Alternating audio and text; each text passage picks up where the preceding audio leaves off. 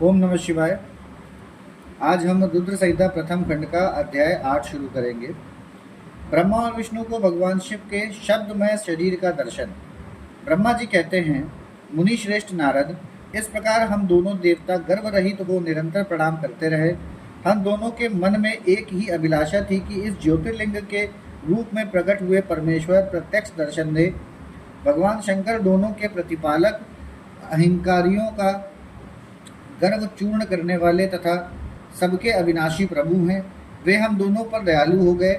उस समय वहाँ उन सुर श्रेष्ठ से ओम ओम ऐसा शब्द रूप नाद प्रकट हुआ जो स्पष्ट रूप से सुनाई देता था। वह नाद प्लुत स्वर में अभिव्यक्त हुआ था। जोर से प्रकट होने वाले उस शब्द के विषय में यह क्या है, ऐसा सोचते हुए समस्त देवताओं के आराध्य भगवान विष्णु मेरे साथ संतुष्ट चित्त से खड़े रहे। वे सर्वथा वैर भाव से रहित थे।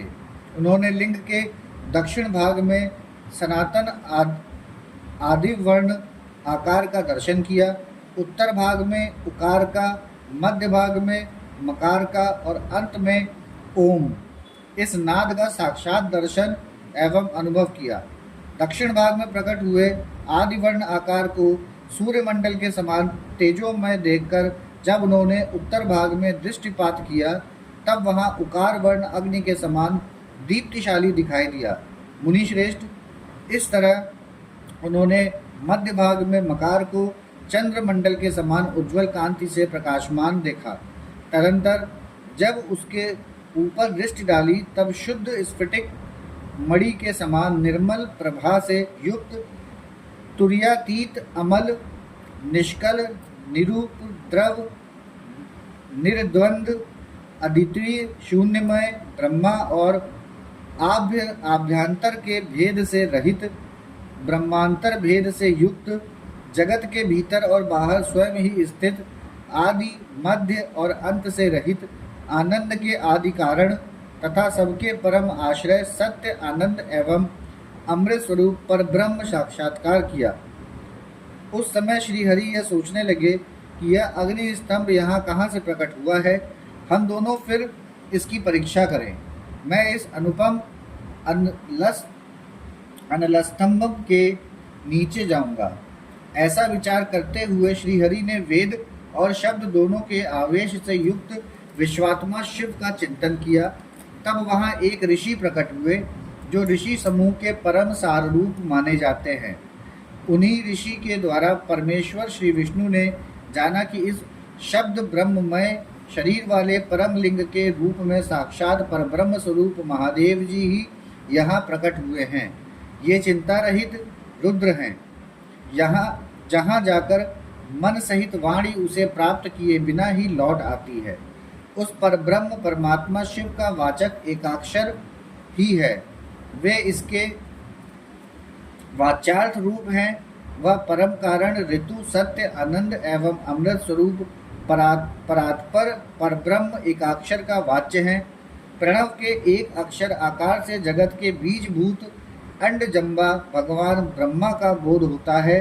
उसके दूसरे एक अक्षर उकार से परम कारण रूप श्री हरि का बोध होता है और तीसरे एक अक्षर मकार से भगवान नील लोहित शिव का ज्ञान होता है। अकार सृष्टिकर्ता है, उकार मोह में डालने वाला है और मकार नित्य अनुग्रह करने वाला है। मकार बोध्य सर्वव्यापी शिव बीज मंत्र के स्वामी हैं और अकार संज्ञक मुझ ब्रह्मा को बीज कहते हैं। उकार नामधारी श्रीहरि योनि है। प्रधान और पुरुष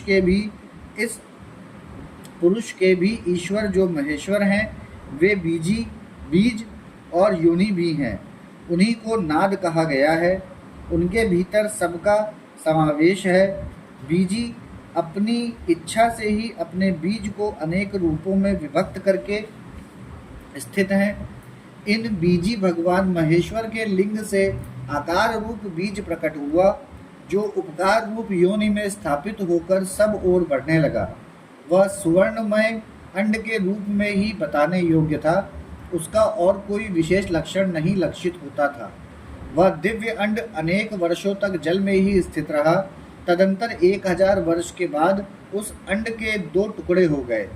जल में स्थित हुआ वह अंड अजन्मा ब्रह्मा जी की उत्पत्ति का स्थान था और साक्षात्कार महेश्वर के आध्यात्म से ही फूटकर 2 भागों में बट गया था। उस अवस्था में उसका ऊपर स्थित हुआ सुवर्णमय कपाल बड़ी शोभा पाने लगा। वही छूलो के रूप में प्रकट हुआ तथा उसका दूसरा नीचे वाला कपाल था। वही यह 5 लक्षणों से युक्त पृथ्वी है। उस अंड से चतुर्मुख ब्रह्मा उत्पन्न हुए, जिनकी का संज्ञा है। वे समस्त लोकों के सृष्टा हैं। इस प्रकार वे भगवान महेश्वर ही आ, उ और म इन त्रिविध रूपों में वर्णित हुए हैं। इसी अभिप्राय से उन ज्योतिर्लिंग स्वरूप सदाशिव ने ओम ओम ऐसा कहा। यह बात यजुर्वेद के श्रेष्ठ मंत्र कहते हैं। यजुर्वेद के श्रेष्ठ मंत्रों का यह कथन सुनकर त्रिचाओं और साम मंत्रों ने भी हमसे आदर पूर्वक कहा, हे हरे, हे ब्राह्मण, यह बात ऐसी ही है। इस तरह देवेश्वर शिव को जानकर श्री हरि ने शक्ति संभूत मंत्रों द्वारा उत्तम एवं महान अभ्युदय से शोभित होने वाले उन महेश्वर देव का स्तवन किया। इसी बीच मेरे साथ विश्व पालक भगवान विष्णु ने एक और भी अद्भुत एवं सुंदर रूप देखा। मुने, वह रूप 5 मुखों और 10 भुजाओं से अलंकृत था। उसकी कांति कपूर के समान गौर थी। वह नाना प्रकार की छटाओं से छविमान और भांति भांति के आभूषणों से विभूषित था। उस परम उदार महापराक्रमी और महापुरुष के लक्षणों से संपन्न अत्यंत उत्कृष्ट रूप का दर्शन करके मैं और श्रीहरि दोनों कृतार्थ हो गए। तत्पश्चात परमेश्वर भगवान महेश प्रसन्न हो अपने दिव्य शब्दमय रूप को प्रकट करके हंसते हुए खड़े हो गए। आकार उनका मस्तक और आकार ललाट है। इकार दाहिना और इकार बायां नेत्र है। उकार को उनका दाहिना और ओंकार को बायां कान बताया जाता है। श्रीकार उन परमेश्वर का दायां कपोल है और त्रिदकार बायां। लर और लर ये उनकी नासिका के दोनों छिद्र हैं। इकार उन सर्वव्यापी प्रभु का ऊपरी ओष्ठ है और इकार अधर। ओकार तथा ओंकार ये दोनों क्रमशः उनकी ऊपर और नीचे की 2 दंत पंक्तियां हैं। अंग और अह उन देवादिदेव शूलधारी शिव के दोनों तालु हैं।